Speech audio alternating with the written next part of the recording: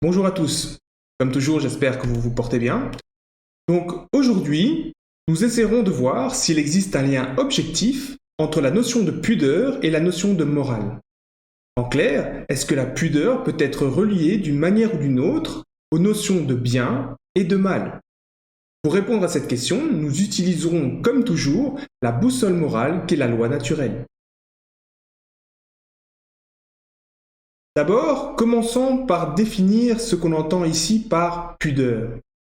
Une définition que l'on peut retrouver dans le Larousse en ligne est par exemple Disposition à éprouver de la gêne devant ce qui peut blesser la décence, devant l'évocation de choses très personnelles, et en particulier, l'évocation de choses sexuelles.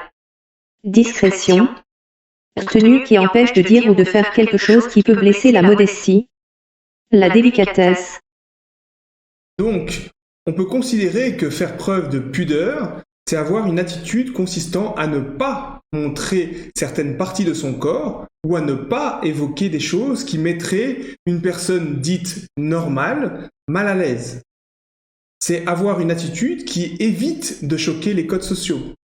Cette notion de pudeur est généralement liée à la sexualité.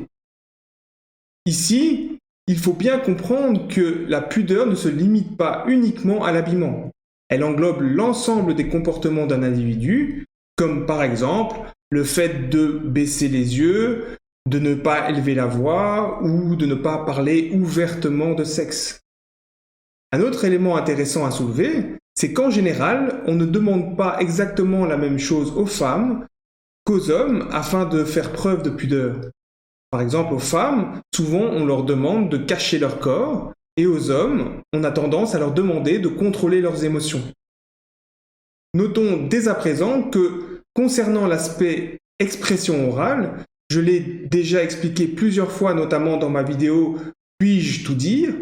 La loi naturelle est claire. Aucune parole prononcée ne peut être considérée comme une mauvaise action. La liberté d'expression est donc totale.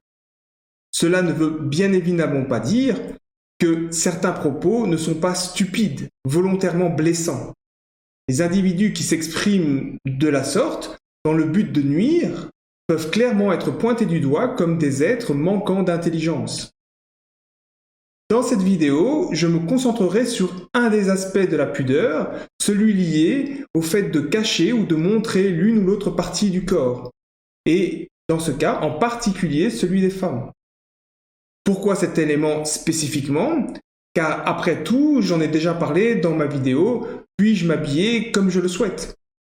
Eh bien, la raison est simple. Il me semble que trop souvent, on entend des commentaires sur la décence ou la vulgarité de l'habillement des femmes. Soit c'est trop sexy, soit c'est trop caché. Tout le monde a son avis sur la question. Mais si cette question nous intéresse ici, c'est parce que derrière cette diversité de préférences se cache le plus souvent un jugement moral. Afin d'illustrer cela, regardons ces différentes images.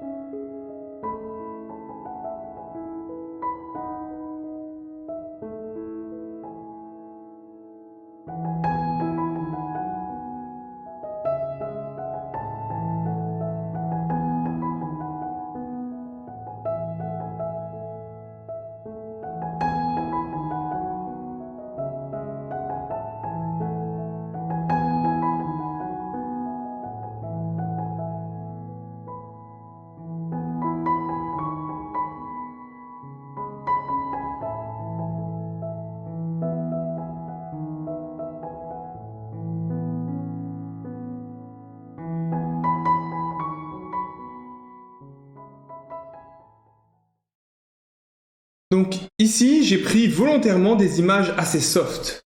Mais comprenez bien que même si j'avais pris les images les plus extrêmes ou choquantes que vous pouvez imaginer, ce qui va être dit dans la suite de cette vidéo s'y applique également. Donc, j'imagine qu'en regardant ces images, chacun d'entre vous a ses propres préférences. J'ai bien évidemment également les miennes. À ce niveau-là, aucun problème. Chacun peut aimer ou ne pas aimer ce que bon lui semble. On ne peut pas vous empêcher d'adhérer à un style ou à un autre. Un homme a le droit de dire qu'il préfère une femme couverte ou inversement. De même, une femme a tout à fait le droit de préférer être couverte ou non. Pour ceux qui suivent mes vidéos, j'espère que cet aspect est très clair. Maintenant, attaquons-nous à l'aspect qui nous intéresse ici, l'aspect moral. En effet, en regardant ces vidéos, peut-être que vous avez émis un jugement moral face à ces corps féminins plus ou moins dénudés. Ce jugement est courant car dans l'esprit de nombreuses personnes, il y a un lien direct entre la pudeur féminine et la notion de bien et de mal. Pour certains, si une femme en montre trop ou est trop sexy, c'est mal. Pour d'autres, si une femme cache complètement son corps, c'est mal. Pour certains, un short, c'est mal. Pour d'autres, une jupe, c'est pas bien. Pour certains, être seins nus à la plage, c'est mal. Et pour d'autres, il n'y a aucun problème. Etc., etc. Donc là, on doit se poser la question. Pouvons-nous vraiment dire que certaines de ces femmes font quelque chose de mal, que ce sont de mauvaises personnes, ou inversement, qu'elles font quelque chose de bien et que ce sont de bonnes personnes? Et tout ça uniquement en fonction de leur degré de pudeur. Avant de répondre à cette question, voyons d'abord ce qu'en dit la justice humaine. Dans les lois humaines, on retrouve souvent deux notions différentes liées à la pudeur. La première est la notion d'attentat à la pudeur, et la seconde est l'outrage à la pudeur. Commençons par l'attentat à la pudeur. Dans la loi belge, l'attentat à la pudeur est un acte sexuel forcé, donc la victime ne consent pas à cet acte.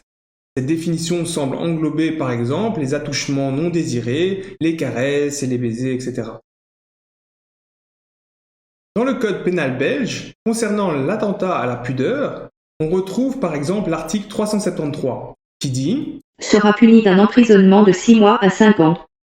L'attentat à la pudeur commis sur des personnes ou à l'aide de personnes de l'un ou de l'autre sexe.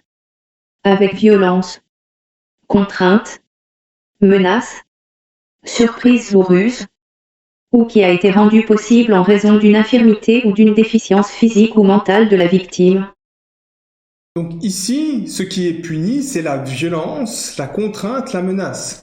Il y a bien une victime non consentante dont le corps est violé. Maintenant, lorsque l'on regarde l'article 372, il semble qu'un attentat à la pudeur peut être commis sans violence ni menace lorsque l'on parle d'enfants de moins de 16 ans. J'imagine qu'ici, le but c'est de lutter contre les abus sur mineurs, mais la formulation semble peu claire. De notre côté, que cela soit clair, quel que soit l'âge de l'individu, cela n'a pas d'importance. Seule la capacité à donner un consentement éclairé compte. L'autre notion que l'on retrouve dans les lois humaines, c'est celle d'outrage public à la pudeur, qui englobe par exemple l'exhibition sexuelle imposée à la vue d'autrui dans un lieu accessible au regard du public. Cette notion est liée à ce que l'on considère comme des bonnes mœurs. À titre d'exemple, vous avez l'article 385 qui dit « Quiconque aura publiquement outragé les mœurs par des actions qui blessent la pudeur sera puni d'un emprisonnement de 8 jours à 1 an et d'une amende de 26 € à 500 €. » Ici, c'est encore plus flou que dans l'attentat à la pudeur. On peut se demander qu'est-ce qui est défini comme de bonnes mœurs. Si l'on regarde les différentes parties du monde, clairement les mœurs ne sont pas les mêmes. Et même si l'on prend une zone géographique particulière, ce qui est considéré comme de bonnes mœurs peut varier de manière importante avec le temps. Encore pire, dans une même région et à une époque donnée, ces bonnes mœurs peuvent également varier, comme par exemple à la plage où les seins nus peuvent être autorisés sur la plage, alors que 200 mètres plus loin, ils sont interdits. Donc, clairement, la manière dont la justice humaine approche cette problématique de la pudeur est une approche relativiste. Or, vous le savez maintenant, la morale, elle, est absolue. Un autre domaine où cette question de la pudeur est soulevée est celui de la religion. Dans ce domaine, et cela encore plus qu'au niveau de la justice humaine, la pudeur est souvent directement liée au bien et au mal. Prenons la religion musulmane par exemple. Dans l'islam, la pudeur est parmi les plus grandes qualités. C'est d'ailleurs une des qualités premières du prophète Mohammed. Selon certains hadiths, donc des propos que l'on attribue au prophète, il aurait dit des phrases du genre « Toute religion a sa moralité, et la moralité de l'islam, c'est la pudeur. » Autre hadith, « La pudeur fait partie de la foi, et la foi est au paradis. L'obscénité fait partie de la bassesse, et la bassesse est dans le feu. » Un autre hadith, la pudeur n'amène que le bien. Ou encore, Allah est pudique et il aime les pudiques. Mais bon, cette dernière affirmation me semble peu logique. Comment peut-on attribuer cette caractéristique à Dieu alors que rien n'existe sans son accord, y compris l'impudeur? Mais bon, quand on regarde dans la religion chrétienne, c'est même combat. La pudeur, particulièrement celle des femmes, est présentée comme une vertu. Il suffit de voir les représentations de la Vierge Marie, souvent avec un visage doux, humble et portant un voile. Sa féminité est uniquement visible sur son visage, le reste est gommé. On retrouve également cette pudeur chez les religieuses que l'on voit dans les églises ou dans les monastères. En général, toutes les grandes religions monothéistes, et probablement la majorité des religions patriarcales, semblent parler d'une seule voix concernant la pudeur féminine. La pudeur est une vertu, faire preuve de pudeur, c'est bien, et manquer de pudeur, c'est mal. C'est probablement pour cette raison que la plupart des religieux condamnent des comportements allant à l'encontre des bonnes mœurs, comme les vêtements ou les comportements qui attisent le désir sexuel. Une des raisons pour laquelle les religions ont tendance à élever la pudeur à un statut de vertu, c'est qu'il y a cette idée que ceux qui font preuve de pudeur auront naturellement tendance à être plus attentifs à leurs actions et discerneront donc mieux le bien du mal. Un autre élément intéressant à noter est qu'il est parfois fait une distinction entre la pudeur naturelle, qui serait une retenue innée empêchant de commettre certains actes ou de s'opposer à la bienséance, et une autre sorte de pudeur, elle, relative à la foi, qui est le fait de s'abstenir de commettre des actes en désaccord avec les lois divines. Mais bon, soyons francs, peu d'individus font cette distinction. Alors, en résumé, nous voyons que la justice humaine, les religions, certaines philosophies et la société en général semblent assez d'accord sur la question de la pudeur, particulièrement lorsqu'il s'agit de celle des femmes. La pudeur est au cœur du contrôle social, elle est liée à la sexualité et donc à la famille et au mariage. La pensée commune est simple. Les comportements ou les vêtements qui provoquent le désir sexuel sont à proscrire. Ils sont associés au mal, tandis que la pudeur de son côté est la caractéristique d'une bonne personne. Les femmes se doivent de cacher tout ce qui pourrait éveiller le désir chez les hommes. Cette peur que l'on retrouve dans de nombreuses sociétés peut probablement en partie s'expliquer par un fait très simple. La pulsion sexuelle est, avec la pulsion de nourriture, une des plus basiques et vitales qui soit. Dès lors, on imagine sa puissance lorsque des hommes et des femmes sont réunis. On espère donc qu'en cachant le corps féminin et sa sexualité, cela évitera les agressions sexuelles et permettra de maintenir l'ordre social. Ainsi, plutôt que de choisir l'éducation et l'apprentissage du respect du corps de l'autre, les sociétés ont choisi le chemin facile, celui de l'interdiction, celui de l'endoctrinement, faisant passer la pudeur comme une vertu à la base de la stabilité sociale. Cette idée a longtemps été véhiculée par la littérature, le cinéma, l'art en général, même si dans nos sociétés occidentales, il y a un certain contre-courant depuis les années 60. Mais la question est la suivante. Est-ce que cette moralisation de la pudeur est juste? Pour répondre à cette question, référons-nous, comme toujours, à la loi naturelle. Vous le savez, ici j'essaie de vous montrer que la morale est absolue, qu'elle n'est pas relative et qu'il est possible de discerner facilement le bien du mal.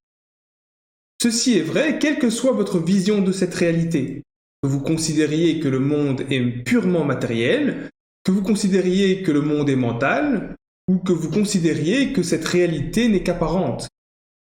Et à l'heure actuelle, personnellement, j'adhère à une vision plutôt extrême de cette réalité. Donc ok, pour ceux qui ont déjà regardé mes vidéos précédentes, et qui commençaient ou avaient déjà intégré le principe de la loi naturelle, à ce stade, la réponse à la question du lien entre la pudeur et la morale est évidente, et ne demande quasiment aucune réflexion. En effet, la loi naturelle définit une mauvaise action comme une action qui crée une victime, en violant les droits et les libertés d'autres êtres. Ici, clairement, faire preuve de pudeur ou non ne transgresse ni les libertés ni les droits d'autres individus. Les femmes n'effectuent aucune mauvaise action lorsqu'elles choisissent de se déshabiller, car elles ne créent aucune victime. Le problème psychologique des autres êtres ne les concerne en rien d'un point de vue moral.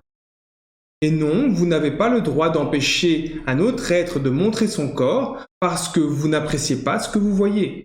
Ce n'est pas un de vos droits. Je rappelle à ceux qui l'auraient oublié que le corps humain naît nu et n'a été recouvert à l'origine que pour des besoins de protection contre l'environnement. En conclusion, la pudeur fait partie des normes, des conventions sociales. Elle est le résultat d'un formatage culturel. Elle est apprise. Cette notion change en fonction des lieux, des époques et même entre les individus d'une même société. La pudeur est une notion relative, subjective. Elle n'a rien à voir avec la notion de bien et de mal qui, elle, est absolue. Maintenant, comprenez bien que vous avez tout à fait le droit d'adhérer ou pas à ces normes sociales arbitraires. Vous avez tout à fait le droit d'exprimer vos préférences personnelles, même si cela choque certains esprits fragiles. Simplement, vous devez reconnaître que ce ne sont que de simples normes sociales, de simples préférences personnelles.